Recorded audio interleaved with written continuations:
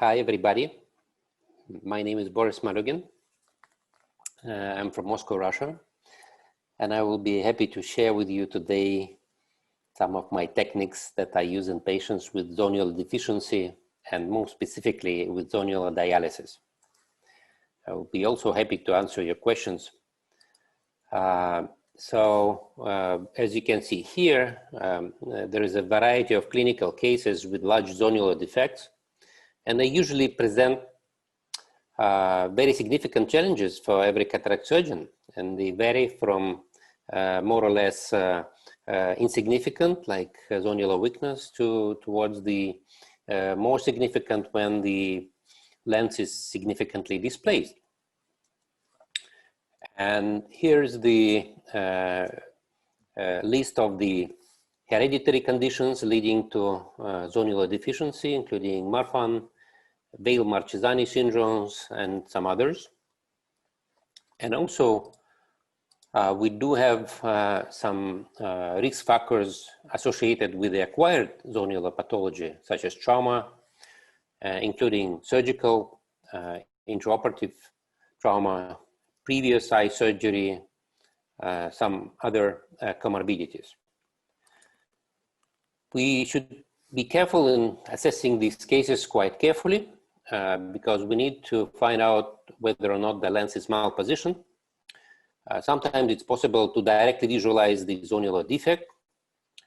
Anterior chamber depth anomalies may help us to judge whether or not there is a zonular deficiency, as well as irido and phacodonasis.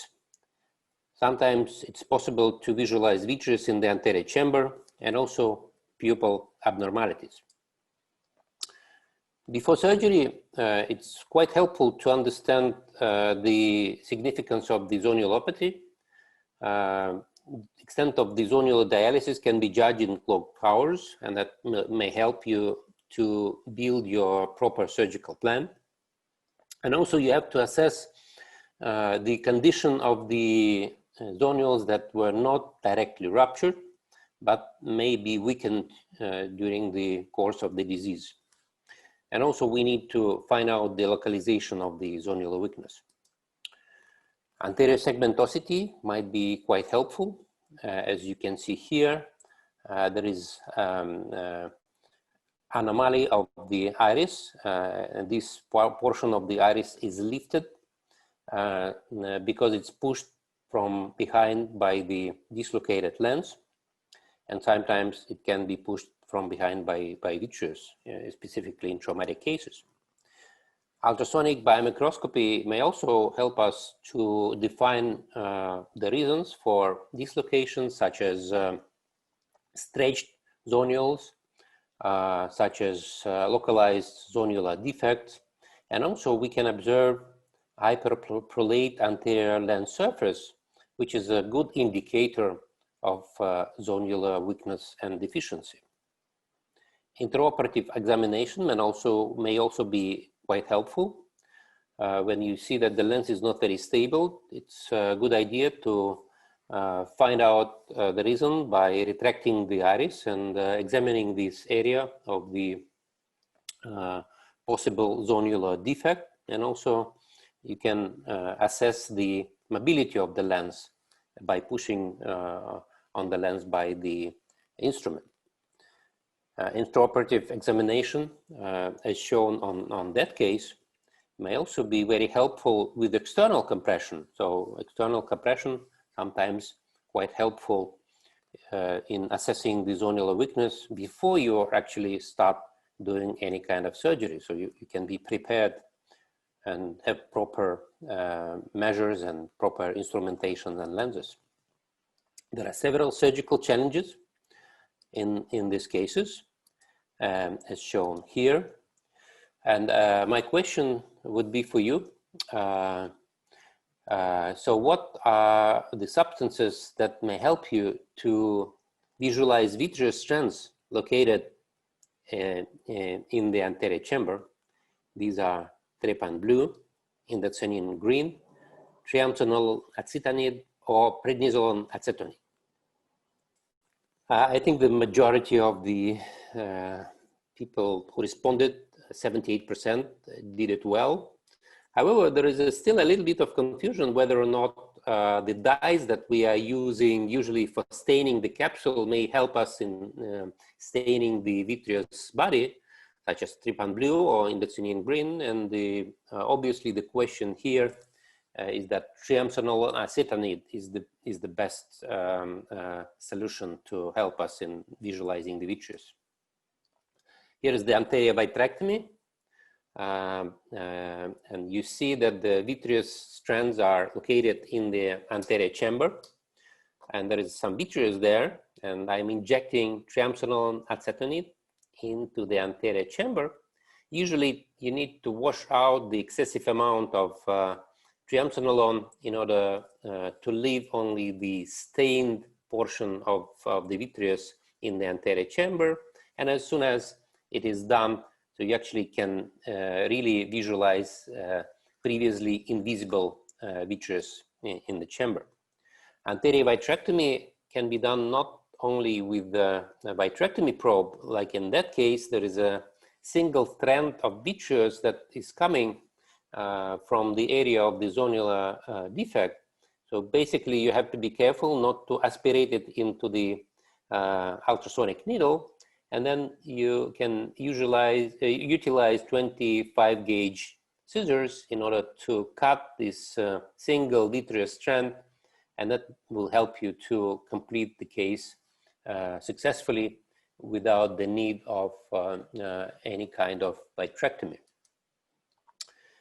The other surgical challenge here is capsulotomy, because actually it is very hard to initiate sometimes the puncture in the anterior capsule, because there is a lack of resistance from the capsule, and this resistance is generated by zonular fibers that help to provide tension to the anterior capsule. So basically here, bimanual capsulotomy technique is being used when the second instrument is utilized to keep the lens in place and to prevent the lens from being moved with the instrument, as shown here. So in these cases, sometimes capsular hooks may be quite helpful to stabilize the lens, but we will show this technique later on. So capsulotomy is a very critical step of that kind of surgery. And this is the animation showing how the capsulotomy is being done, and the second instrument which is stabilizing the lens in place. We should keep in mind that high-tech equipment may be also helpful in creating very nice round capsulotomy, as shown here. This is the laser capsulotomy done. It is slightly eccentric, as you can judge by the center of the pupil. However, the capsulotomy here is not centered on the pupil, but rather on the center of the decentered natural lens. And that's why we can see it right here. Lens aspiration. If the lens is quite soft, it's usually not a big issue to remove it, the content of the capsular bag. However, if there is association of zonular instability with the harder lens, and these cases are usually presenting much more challenges. In these cases, we need some special techniques to be utilized. So what do we need to help these patients? Iris retractors may sometimes be helpful, as shown here. This is an iris retractor catching the anterior capsular edge and stabilizes the lens, which is now in place. And by stabilizing the lens, it is possible to evacuate the cortical content. Again, as shown here, vitrectomy is being done. And as I mentioned to you earlier, capsulotomy is quite challenging in these cases because the lens is very mobile and we need to be quite careful. It is a good idea to initiate capsulotomy at the area adjacent to the zonular weakness and create some tractions towards the zonules that are intact. Again, here is the hooks that are utilized to keep the lens in place, and it's shown here. You have to be quite careful because there is a possibility for the collapse of the equator of the capsular bag, as shown here. So this is the area in between two hooks that is not supported, and the equator of the lens is not really supported. That's why there is a significant risk of aspiration of the capsular bag.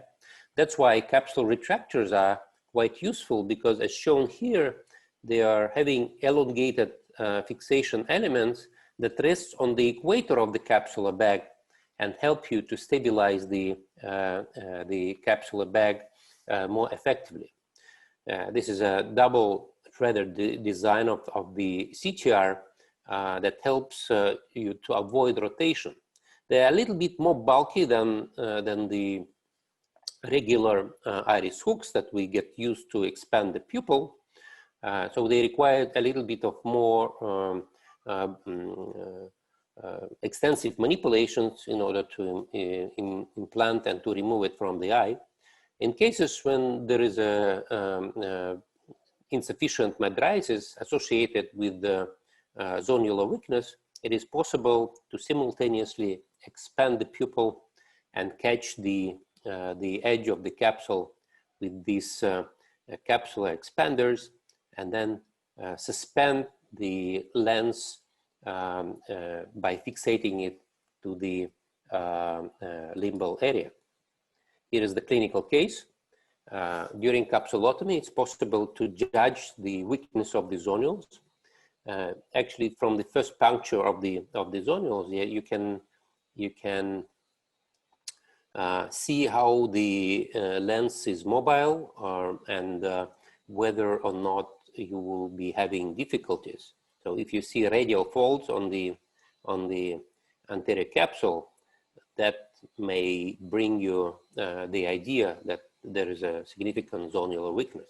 So here is the association of the zonular weakness with small pupil, and by expanding the pupil and catching the edge of the rhexis, you actually be able to stabilize the lens, remove the nucleus safely, and implant the IOL directly into the capsular bag as shown here.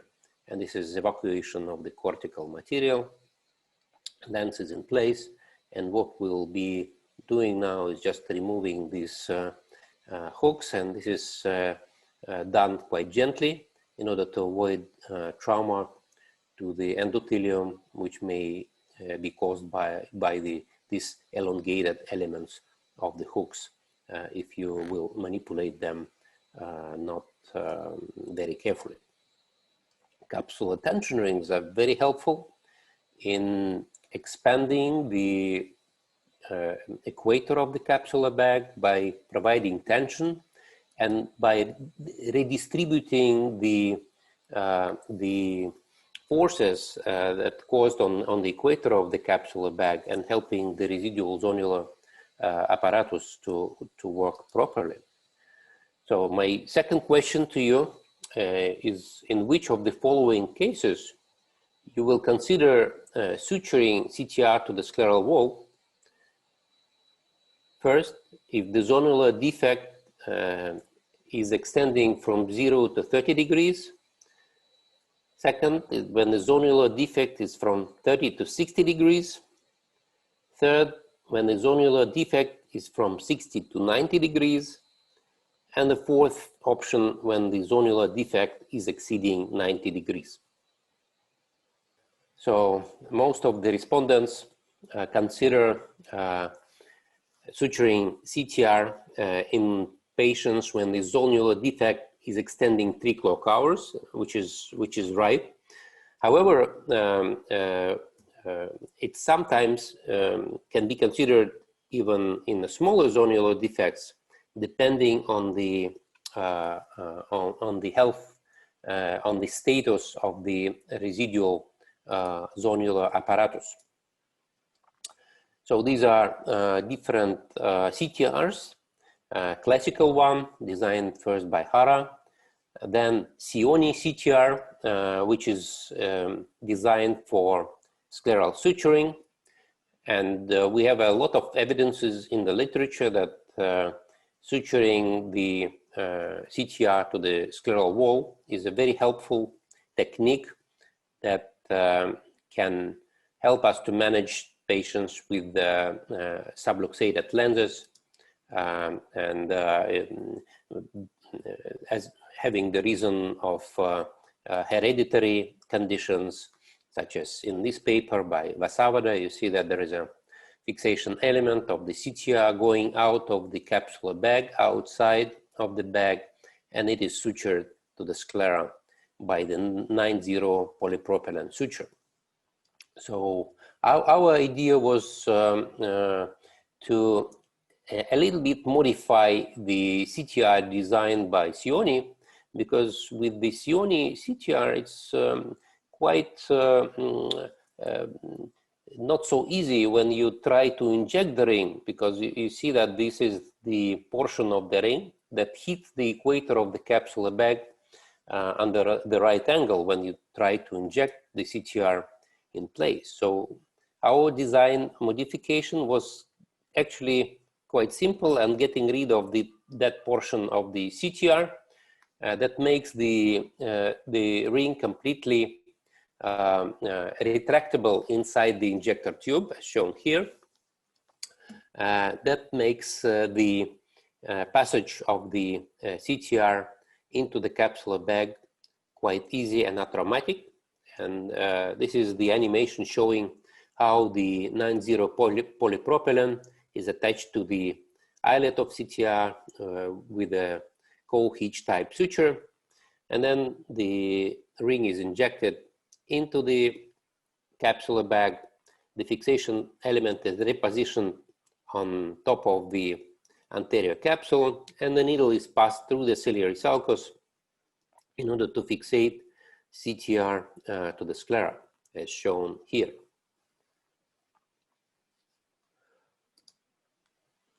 So this modification is having certain advantages. First, it can be fully retracted in the injector tube and subsequently implanted through the sub 2 mm corneal incision. The fixation element is moved to the tip of the ring and gives you a very smooth gliding along the equator of the capsular bag. And sometimes the application of this area gives you additional strength of the area of the most significant zonular defect, because you position the fixation element at the very center of the zonular defect during the surgery. And this is produced by motion. So these are some clinical examples. Here is the case of the patient having blunt trauma. And as you can see here, there is a fibrotic area on the anterior capsule, shown here, and the radial folds, again, proving that the zonules are quite loose. And the triamcinolone is injected into the anterior chamber, and this is the area we can see of the vitreous that goes through the zonular defects into the anterior chamber. So you not necessarily need to cut these vitreous strands from the very beginning, because by utilizing the dispersive OVD, you can actually displace the vitreous back into the posterior chamber. Anterior capsulotomy is initiated with a sharp bent needle. Then microforceps are used to pass the tear around the area of the capsular fibrosis. And luckily, the area of the capsular fibrosis was quite limited, so there was really a possibility to create very nice round capsulotomy. These are more or less final steps of the anterior capsulorhexis, as shown here. And now the anterior capsular flap will be removed from the anterior chamber, followed by injection of the CTR in place. And there are different options we can think about. We can think about first injecting CTR into the bag and suturing the bag to the sclera, and then proceeding with phaco emulsification, while the other option will be to use capsular hooks at that point to stabilize the lens, and then remove it and then inject CTR. So it very much depending on the preference of the surgeon. So here is the CTR, which is injected into the capsular bag. And the decision here was to first inject CTR in spite of the fact that the lens is still in place and it's filling the capsular bag. So you can watch actually the vitreous that is herniating from the posterior chamber through the area of the zonular defect. So this is a very challenging portion of the procedure, because you actually need to rotate the fixation element to move it and position at the area of the most significant zonular defect. Here's the technique of passing the needle. So I'm using here the zigzag suture. We'll explain that suture technique a bit later on during my lecture. And as shown here, the needle is passed after going out of the eye. The needle is passed parallel to the sclera 4 or 5 times. And sometimes the knot is created, sometimes not, because the original technique was actually based on just passing the needle 4 or 5 times and leaving the end of the suture trim. Now you see that the CTR is in place, and now phaco emulsification is in progress. As shown here, phaco chop is being utilized, and you have to be quite careful not to rotate and not to cause significant stress on the zonules, as phaco emulsification in situ is the most zonular friendly approach that will help you to avoid unzipping of the residual zonular apparatus, which is very, very important in these cases, because you want to keep the rest of the zonules in place. So these are the final steps of phaco emulsification, and the lens is now almost completely removed from the bag. Sometimes it's a good idea to inject some viscoelastic behind the lens or residual cortical material to lift it into the anterior chamber rather than emulsifying it inside the bag to avoid some trauma to the capsular bag. Because of the CTR, which is now located in the bag, so it's sometimes possible to see the vitreous that herniates here. So actually you have to be quite careful, because here I'm not anymore aspirating the cortical material, which is located here, but rather aspirating the vitreous, because in spite of the fact that there is a CTR which is sutured here, there is a significant zonular defect and the vitreous may still pass through the zonules and go out into the anterior chamber. So actually at that moment, it's a good idea to stop and again to stain the vitreous with triamcinolone, because we need to avoid any traction on the vitreous body.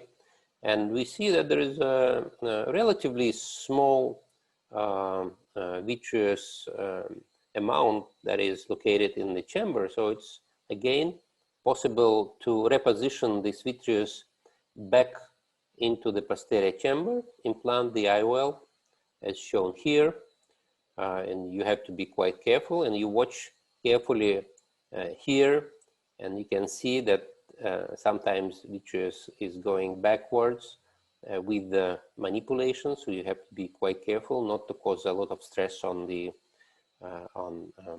zonules and on the vitreous. And now it's time to remove this vitreous away in order to avoid any kind of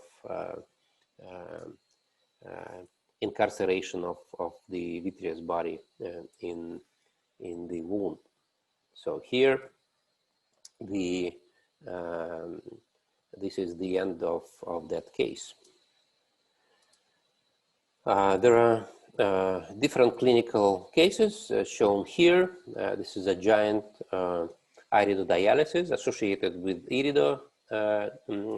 with the zonular dialysis. And in many of these cases, not only suturing of the CTR to the sclera was needed, but also pupilloplasty, because in these cases, when there is a significant zonular defect, usually sphincter muscle is also damaged, as shown here. And this is transillumination, which is the result of the blunt trauma and a significant impact on the iris. Again, you see that multiple pigment defects that is the result of the blunt trauma, and you need to make a pupilloplasty either by interrupted sutures, like here, four sutures were being used, or by using 3 sutures, and as shown here, or the other option will be to use the pupillary cerclage. Hereditary zonular pathology.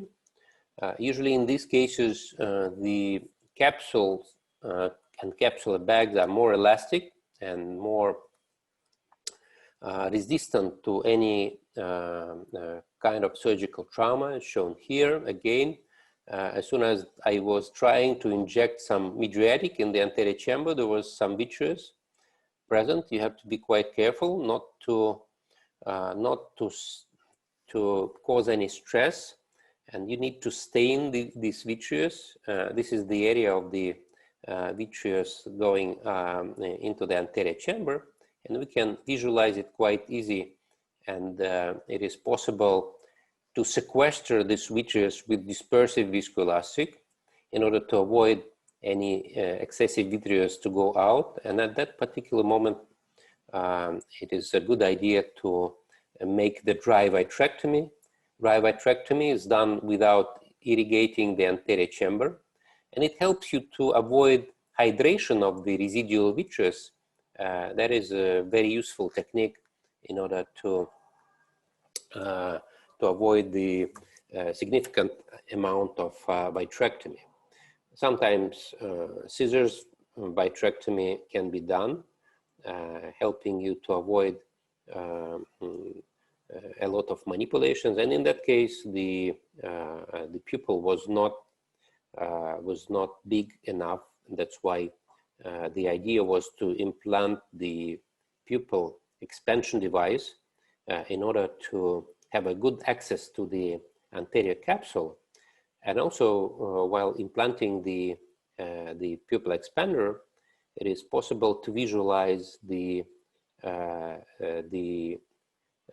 equator of the capsular bag and visualize how significant is the zonular defect and how the lens is displaced. So it's now a good idea to displace a little bit the pupil expansion device to create a very nice and very nicely centered capsulotomy, as shown here.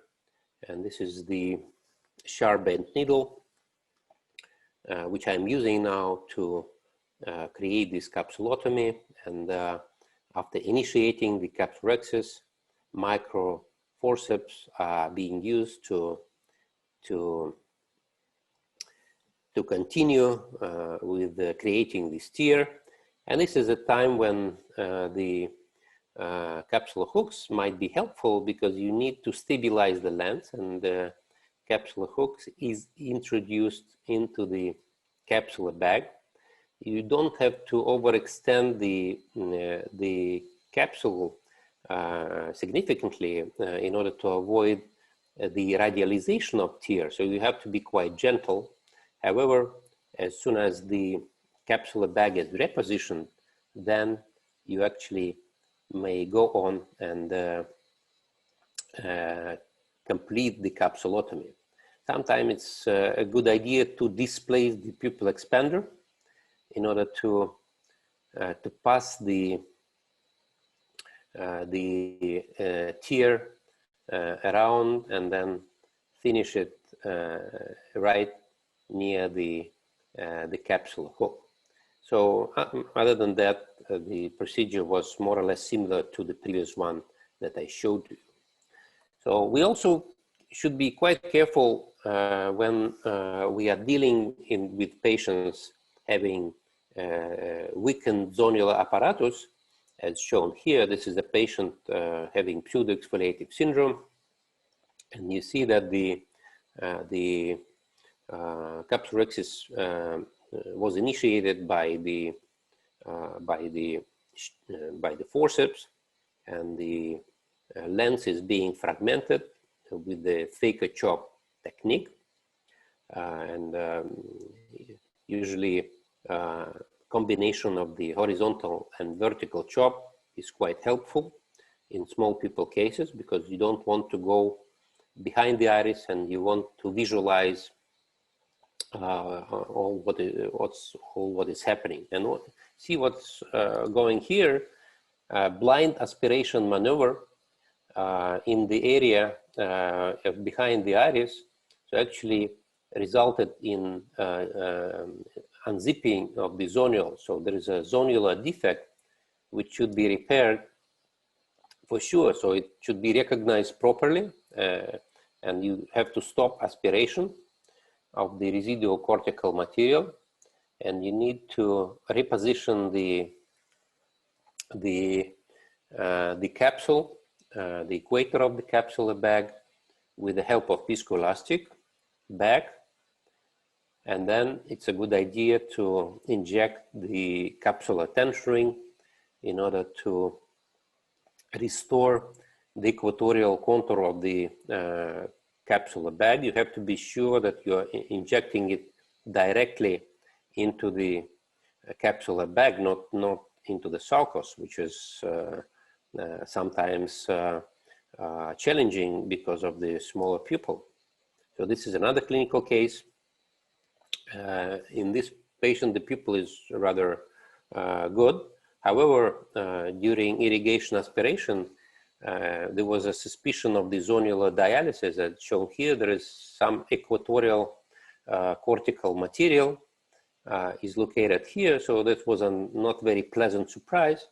And the idea here was to inject the CTR, suture it in place, and then continue with the rest of the surgery. So you actually see that the CTR is injected in the direction of the zonular defect, and then now you will see how the fixation element slides along the equator, expanding the equator of the bag and helping to restore the contour of the capsular bag, which is now done. So the fixation element is repositioned on top of the anterior capsule.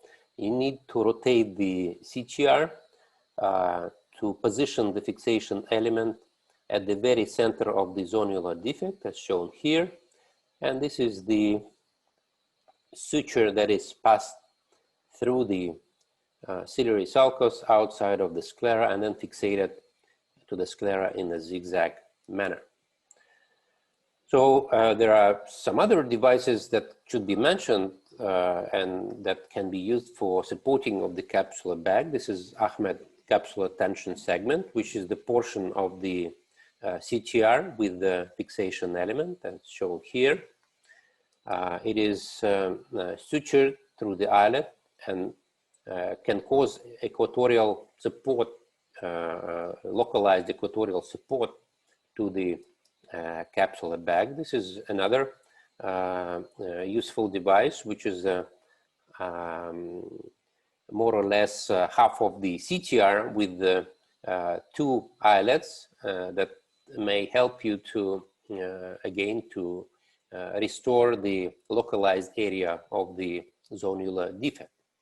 ASIA anchor is another option.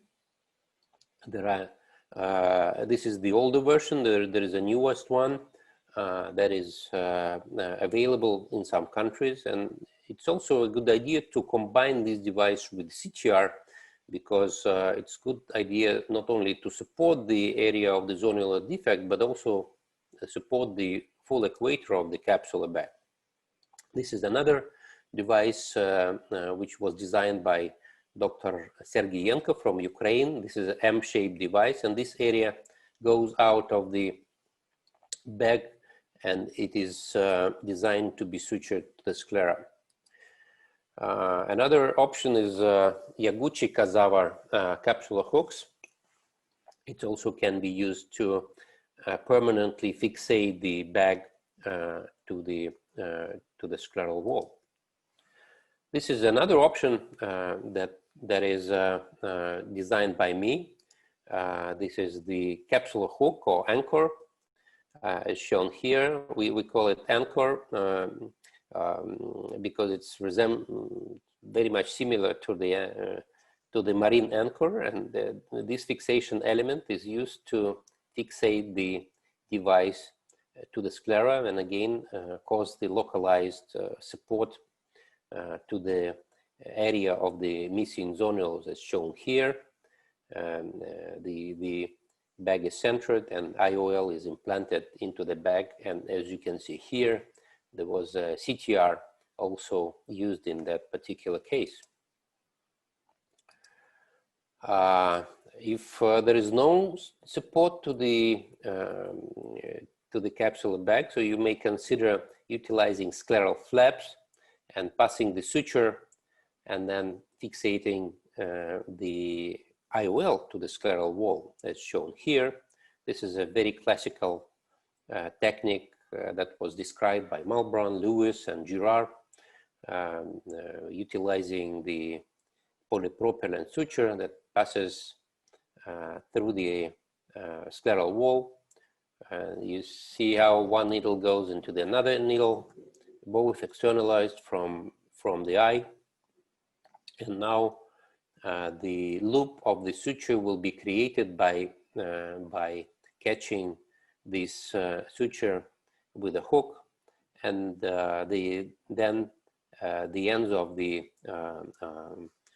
suture will be attached to the eyelets of the rigid PMMA IOL, and IOL will be implanted and fixated to the sclera. So there are other options that you may consider, so-called Hoffman pockets, that does not require any conjunctival dissection, because the dissection goes from the limbal area towards the fornix, and by creating this type of pocket, it is quite easy to suture the IOL or CTR to the scleral wall without conjunctival dissection, which is sometimes very useful. You can cover the knot without any kind of rotation, and it's more comfortable for the patient because there is no conjunctival sutures here. I already mentioned to you the zigzag suturing, which was proposed by Peter Schurman, And this is the passing the needle parallel to the limbal area. And as shown here, this is the area of the sutured lens, sutured CTR. And actually, sometimes you can visualize the polypropylene suture through the sclera. However, in most of the cases, it does not cause any cosmetic defect. There are some considerations to be kept in mind. First of all, you need wide scleral exposure by creating L-shaped fornix-based conjunctival flap. And the second thing is that actually you have to avoid the areas of the rectus muscles. So it's better to place the suture in the oblique meridian. So these are two things, two major things to be kept in mind. And with that technique, as shown here, these are the tips of the CTR located in the bag, as well as the IOL is there. And this is the UBM picture showing white dots. These are sutures that are located inside the sclera. So my question to you now is, which of the following suturing materials is the most appropriate for the CTR scleral suturing? There are 5 options here: 10-0 nylon, 10-0 polypropylene, 9-0 propylene, 8-0 nylon, or 6-0 Gore-Tex. What is the result? So most of the respondents think that 9-0 polypropylene is the most appropriate. This is 42%, followed by 10-0 polypropylene, 28%, and some even consider using nylon. So let's go and have a look what literature says. So 10-0 polypropylene suture in the mean of 50 months post-op will break in about 30% of cases. So this is not the best suture material to be utilized. This is our publication showing biodegradation of the 9-0 polypropylene suture as shown here. So this is the intact polypropylene suture 9-0, and this is the suture that portion that was located intrasclerally. And you see how significantly it was biodegraded. And these are 2 ends of the same suture that were attached to the scleral fixated CTR. So there was a mechanical issue here and the suture was broken. So 9-0 polypropylene is not the best suture material as well. So our current preference is Gore-Tex, which we do think is the one of the best materials. So this is the technique of utilizing Gore-Tex together with the modified CTR. In this case, laser capsulotomy was done prior to lens removal, and the lens is stabilized with 3 capsular hooks.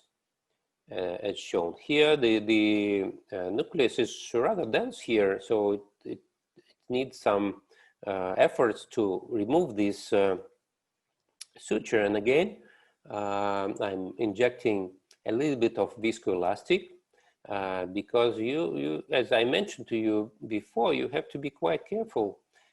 Even if the capsular hooks are in place, there is still a gap in between them where you can accidentally aspirate the equator of the capsular bag. So it's quite challenging sometimes because while breaking the capsule, so you're completely changing the surgical plan of saving the capsular bag. So at that point, I decided to stop and inject CTR into the capsular bag as shown here. And the CTR will now be sutured to the sclera with the help of the Gore-Tex suture. As shown here, I'm using 25 gauge forceps in order to pass the suture, and this is the 25 gauge needle that will be passed through the ciliary sulcus outside of the eye. And this is the whole needle with the lumen containing the Gore-Tex suture. This is one part of the suture being externalized, and this is another one that is also being externalized as shown here. And after externalization of the both ends, so we are actually creating a loop. We will tie the knot and then fixate it to the sclera. And it's very important to rotate this knot after trimming the ends in order to bury this knot inside the sclera to avoid the exposure of that suture. As shown here, IOL is injected into the capsular bag, as shown here, and it's positioned exactly in place. More or less the end of the procedure.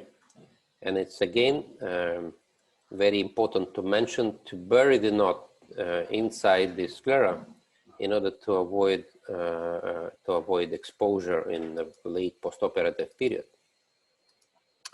So this is the last clinical case that I want to show you.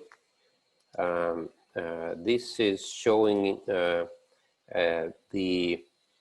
breakage of the suture. You see that the CTR was sutured to the sclera with the 9-0 polypropylene.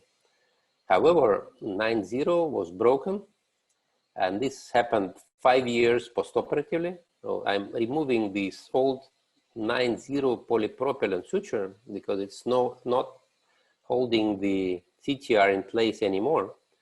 And in that case, it was possible to use the Gore-Tex suture to refixate the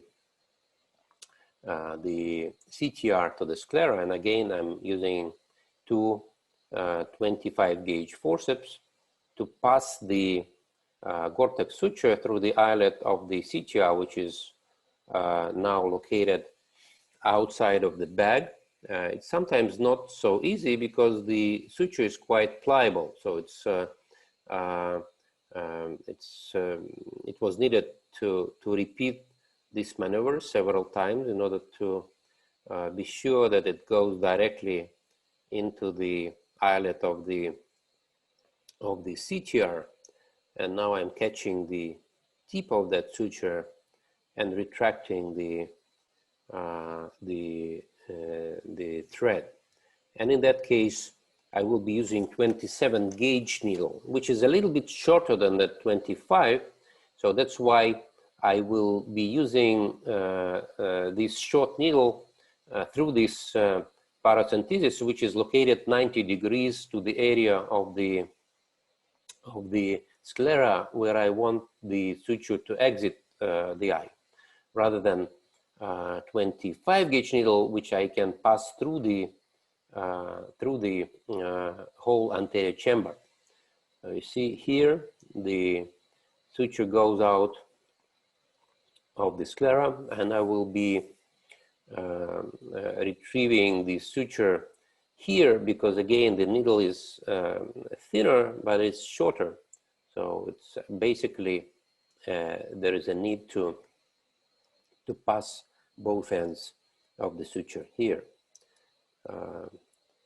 It's a good idea to expand the sclerotomy a little bit, because when you will be trying to bury the knot, the very tight sclerotomy will not give you the opportunity to pass the suture inside the eye, to rotate the suture. Basically, these are the final steps of the procedure. The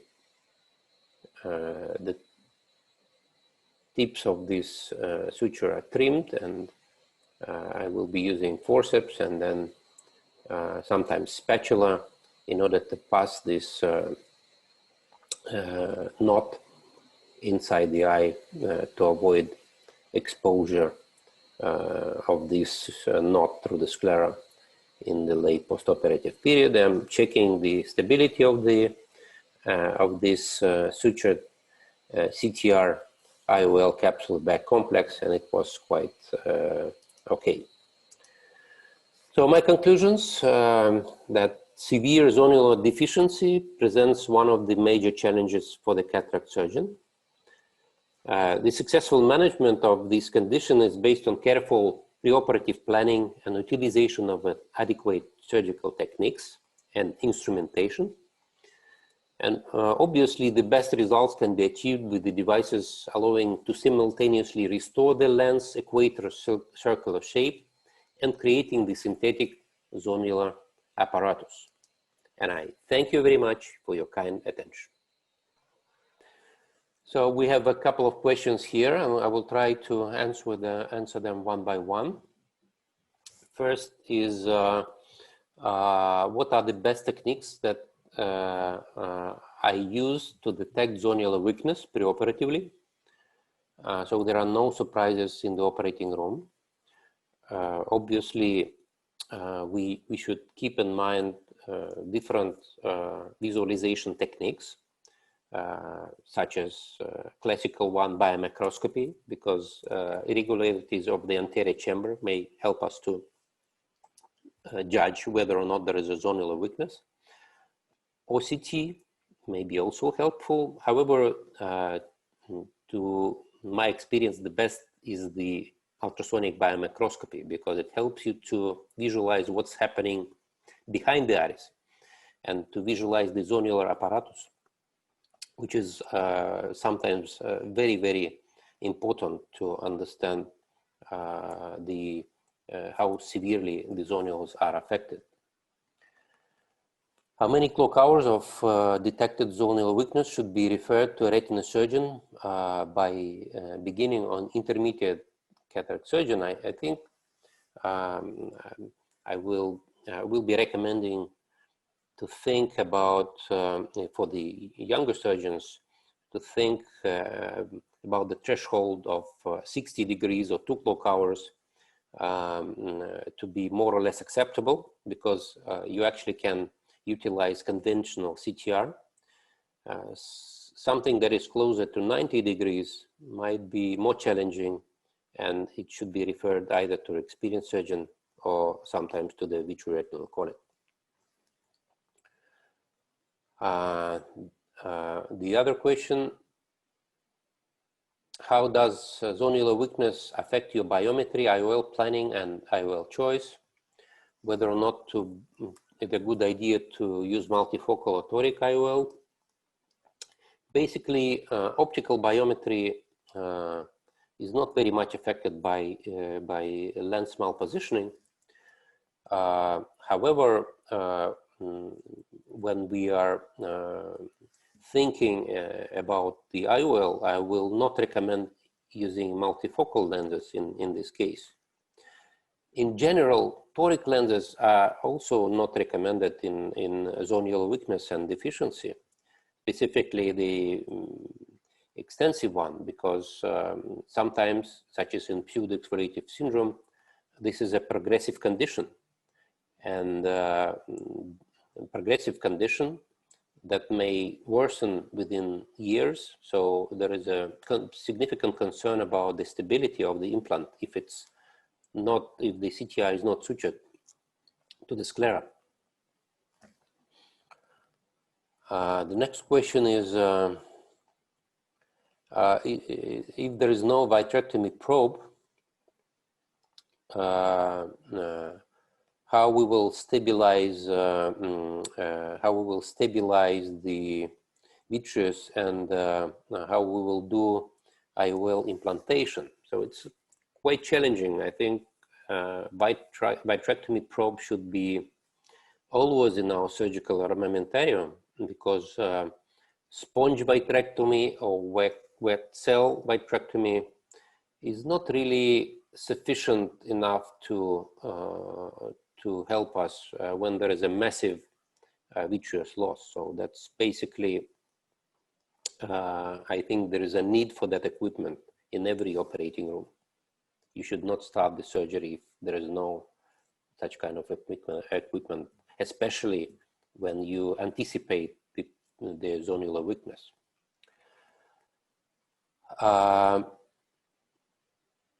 So again, there's a question about the detection of the weakness and the techniques. So I mentioned already UBM, which is my preference.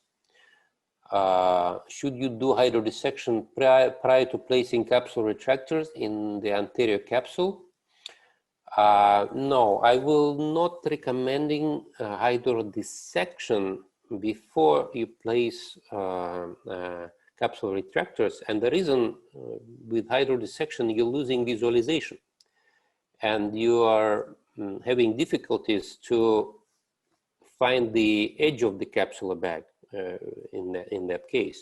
So it's better to place hooks and then to start hydrodissection. The same applies to the CTR. If you want to inject CTR at the earliest stage of the procedure, do it before hydrodissection.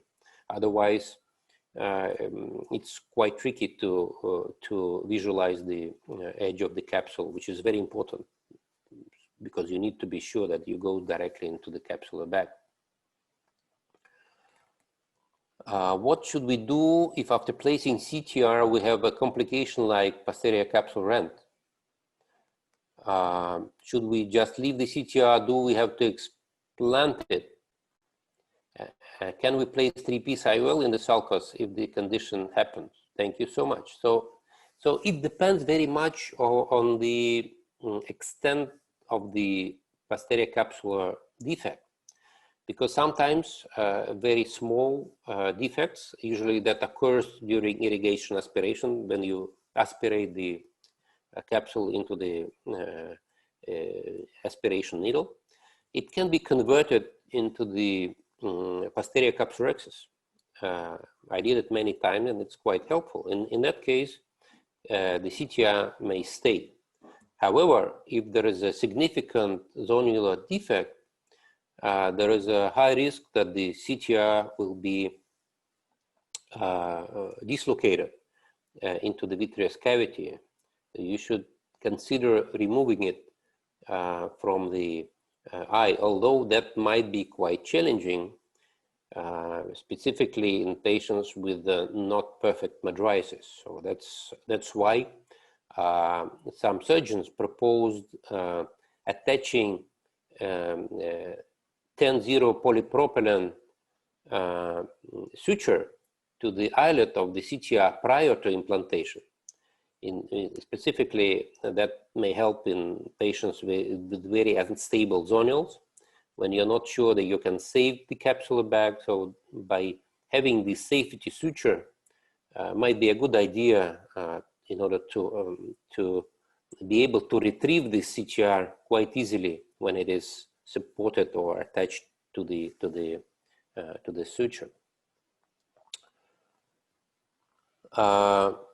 How long we wait after we inject to the anterior chamber triamcinolone before we wash it out?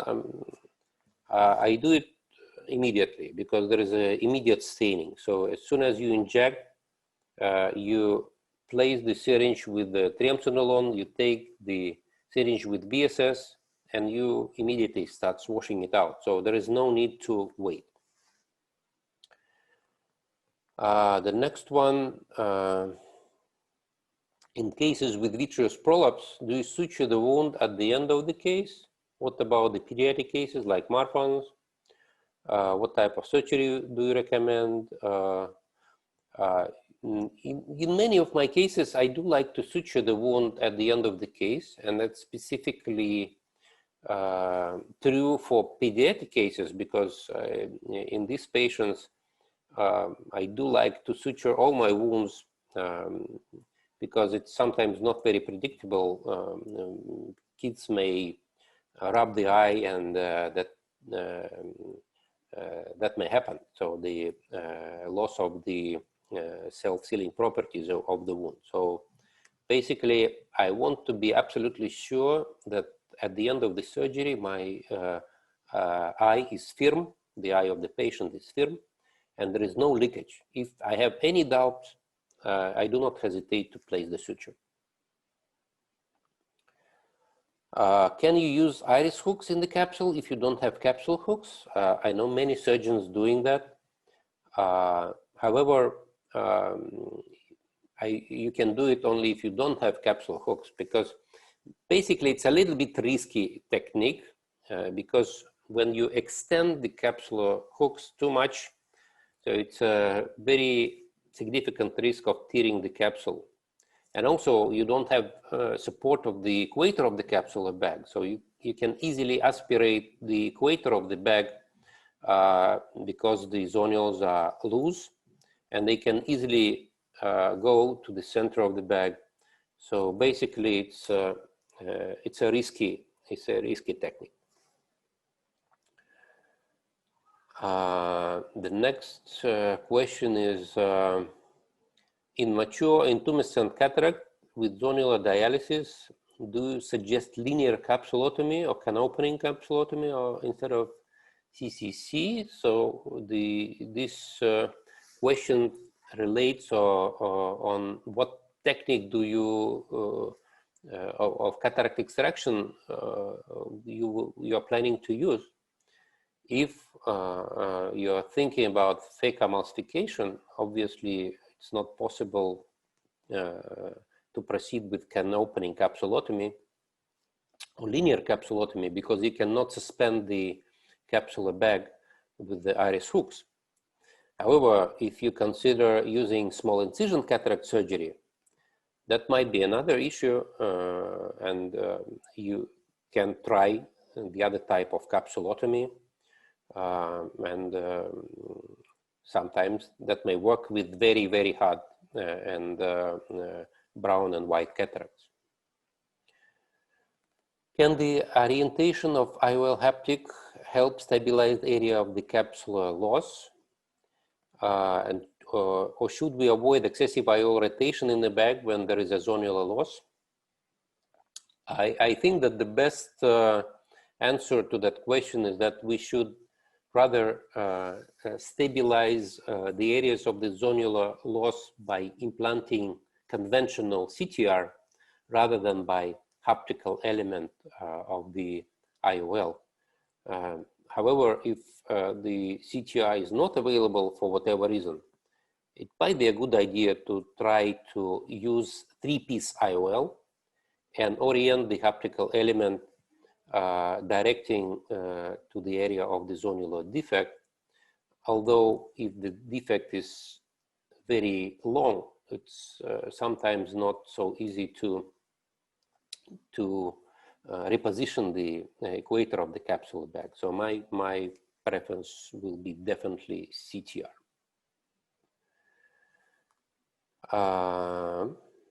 Okay, so there are a couple of hello from the colleagues.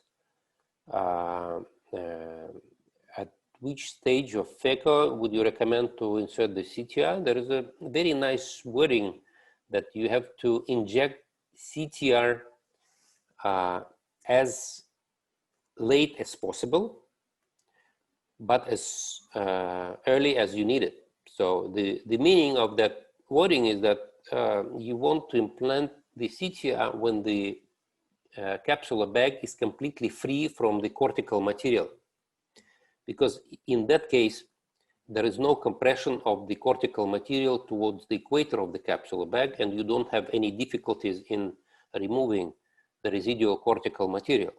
However, if the bag starts to collapse, even there is some nucleus or cortical material in the bag, so you should implant CTR to avoid aspiration of the capsular bag or equator of the capsular bag. So do it as late as possible, but as early as you need it. The next question is, insignificant zonular dialysis, is there a risk of IOL displacement in postoperative period? Whether or not it's a better idea to have scleral fixated IOLs. So there are many options. Scleral fixated IOLs is one of them. Anterior chamber IOL is another.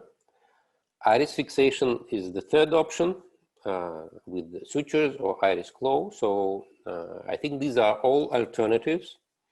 Of course, some surgeons prefer to, like me, to preserve the capsular bag and make a lot of efforts to keep it in place. However, if you are comfortable with utilizing iris fixated lenses, why not to use it, or scleral fixated lenses? So that's another option. What is the best way to practice scleral suturing or Yamane technique? Wet lab, which eyes are the best? Or I tried the Bionica eyes. I have no financial interest in these eyes, and I tried the scleral suturing on these eyes, plastic model eyes, and it was quite helpful. I think that you should definitely practice this technique prior to going to the OR, because it's not an easy technique to master. And there are some devices that help you. For instance, Yamane, I believe with Gerder, he created a special guide for the needle, because you need to pass the needle under a certain angle. So it may help. MST made a special set of all instruments that you need, starting from marker to needles, to special pens that to mark the area of the exit of the needle. So there are some companies that are working on that. The Michael Amon created very nice needle forceps with Gerder, I believe, as well. So it's a 30 gauge needle with the forceps at the end. So you can actually grab the tip of the haptic with this very tiny, elegant forceps and externalize it. There are some instruments that are on the market that may help you to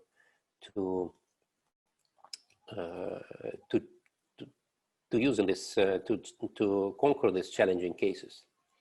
What's your opinion about Carlevale lens? I have no experience with that lens. However, I've seen the surgeons using it. I've seen a couple of videos, and it looks like it's a nice option, and a good option because it does not need any suturing to the sclera. So it's a haptical element that are fixated to the sclera. So it might be a nice option, and I think that's a good one. Okay. Size of the needle to deliver Gore-Tex. The brand of the Gore-Tex, there is only one company that is manufacturing Gore-Tex, so there is no other company that I believe the name of the company is easy to remember, the Gore & Co. And the needle, I mentioned to you that I use 27 gauge needle and 25 gauge needle. 27 is shorter a little bit, so you need to consider introducing it through the paracentesis located 90 degrees from the area of the needle exit, while 25 gauge is longer one, so it's a little bit easier to pass through the ciliary sulcus from the opposite meridian.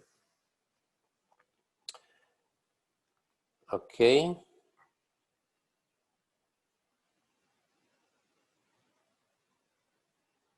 Ab interna, I'm not sure I can understand.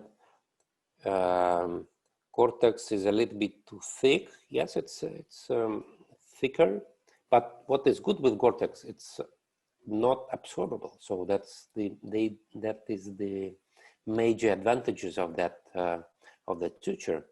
And I think that the surgeon is thinking about blind needle passing behind the iris. There is a concern about that. I understand that might come with a certain experience. However, I tried different techniques. I even used at some point of my career endoscopy. So the needle was attached to the endoscopic probe, and I passed the needle with the help of the endoscopy probe. So you may think about using that technique, although endoscopes are quite expensive machines. Okay, what about irrigation aspiration techniques, IA, coaxial or bimanual? I think bimanual is more suitable for the challenging cases, for the challenges with small pupils and weak zonules. The next question is the question about the patient having IOL capsular bag complex dislocated due to zonular instability 7 years later. Edge of the IOL is in the pupil. So if there is a CTR in the bag, that is very useful to have it, because you can easily catch the IOL capsular bag complex and stabilize it with either 9-0 polypropylene, or now my preference is a Gore-Tex. If there is no CTR, so that is very much dependent on the type of the lens. If it is possible to catch the haptical element and circle the suture around the haptical element, it's possible to attach it to the sclera. However, sometimes I even using the technique of passing the iris fixating the IOL capsular bag complex by with the 9-0 polypropylene on a long needle, and that is quite helpful. How many throws you need while suturing the ring? I mean, how many throws? I create the loop, Gore-Tex suture loop, and I do 2-1-1 while creating the knot, and I take precautions in order to avoid over tying the suture, because otherwise the IOL capsular bag complex will be displaced into the area of the suture. So that's the thing you want to avoid. What model of the original Sioni ring is better to use? I like to use the one with one loop, but basically I'm not using it anymore because I like to use my modification of that device. So that's my personal preferences. Do you use iris clip lens? Iris clips lens, if you are talking about the lens that is not iris claw but iris clips, the lens that is fixated to the pupil, basically it's one of the options. Some of my colleagues use it. I like to use iris claw lenses, but I reserve these cases specifically to when I do endothelial keratoplasty and I have to remove the lens. So I remove the lens for whatever reason, and then I take this iris clips, iris claw lens, and fixate it retropupillarly to avoid and to keep the distance in between the endothelial transplant and the IOL optic. And I consider it very, very useful. Child, low scleral rigidity. So that's the question probably about the suturing of the incisions in pediatric cases. I do agree. So it's because of the low rigidity and because of the tendency for gaping, it's better to suture the cornea in pediatric cases. Gore-Tex is not available. Can we use 10-0 or 9-0 ProLens suture for segment suturing? In that case, 9-0 might be a good idea. However, there is a new technique called Canabrava technique or ASIA technique, when you're utilizing the flange and using 5 or 6-0 polypropylene, creating thermal treating the tip of the suture by creating a bulb, a flange.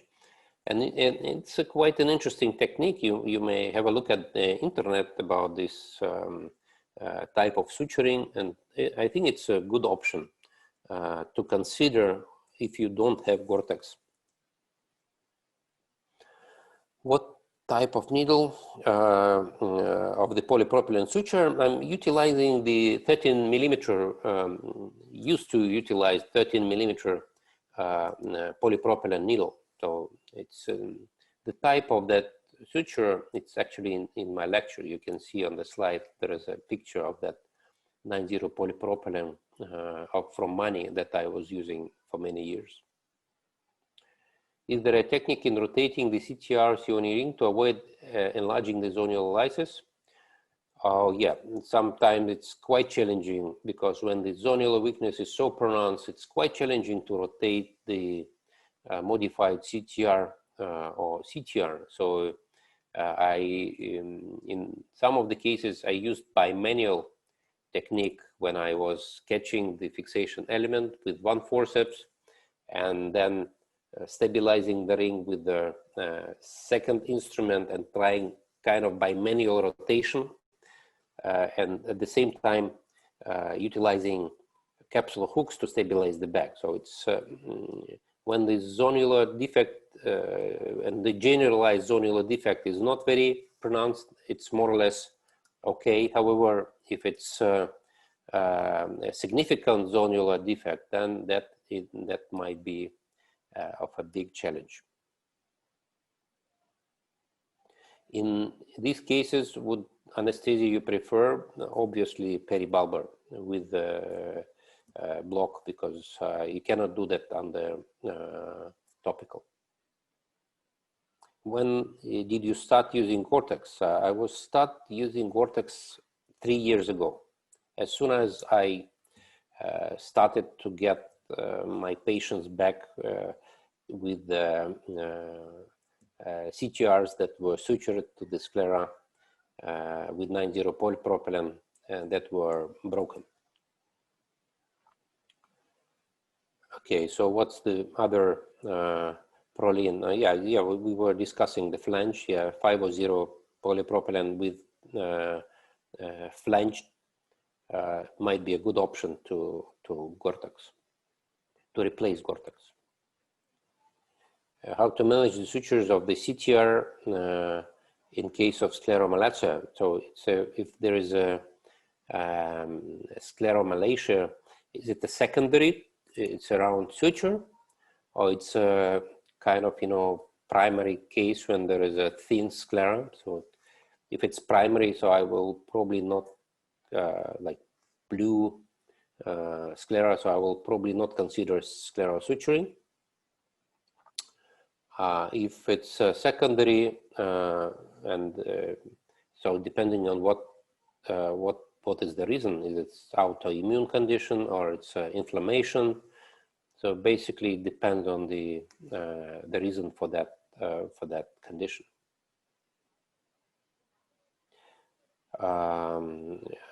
With the child having large zonular dialysis,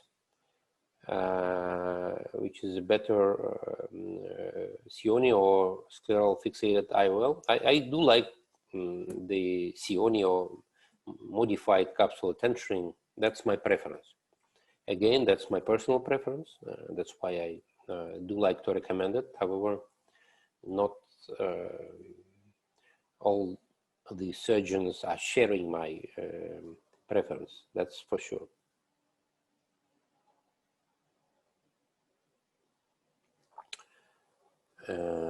In complicated surgery, what's better, scleral suturing or iris claw for children? Both can be done with good success. So I think whatever your, for complicated surgery, scleral suturing or iris claw, so I think the best technique is what you're comfortable with. So if you're confident in scleral suturing, please do. If not, and you like and have experience with iris claw lenses, I can see no reason not to recommend it.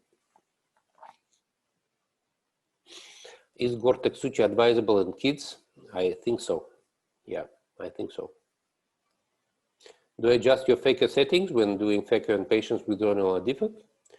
Yeah, of course. It's a good idea to lower your fluidic parameters to avoid hydration of the vitreous. You need to block the area of the zonular defect with dispersive OVD, which is a combination of hyaluronate and chondroitin sulfate. Sometimes I like to increase a little bit my ultrasound because I want to avoid the movements of the lens. So for that purpose, I do like to have a little bit more energy with my phaco tip. That helps me to avoid vibration of the lens.